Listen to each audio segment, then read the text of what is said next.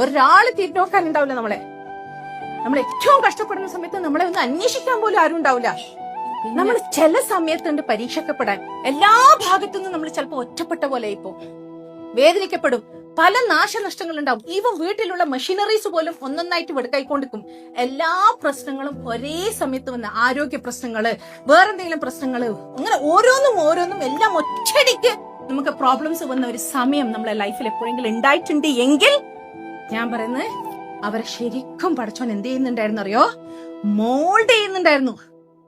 ശരിക്കും മോൾഡ് ചെയ്യുന്നുണ്ടായിരുന്നു. കാരണം ആ മനസ്സ്, ആ ഇന്നസെൻസ്, ആ അവസ്ഥയില് നിങ്ങൾ ഇങ്ങനെ ജീവിച്ചാൽ ശരിയാവില്ല.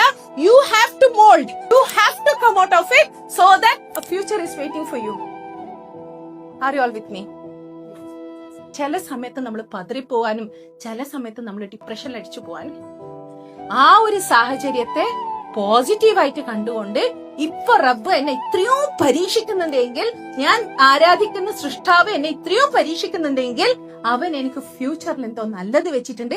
അവൻ എന്നെ ഒരു ക്ലേ പോലെ എന്നെ മൗൾഡ് ചെയ്ത് എടുക്കുകയാണ് for a better perspective so that I can be stronger enough.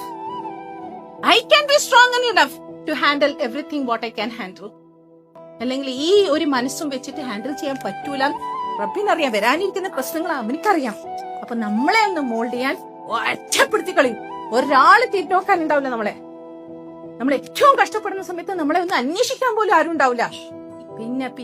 പിന്നെ കടന്ന് ഈ ലെവലിലേക്ക് എത്തുമ്പോ പിന്നെ എവറിത്തിങ് ഓപ്പൺസ്. ആ ഒരു യാത്രയിൽ പലപ്പോഴും നമ്മൾ ഒറ്റക്കായിരിക്കും.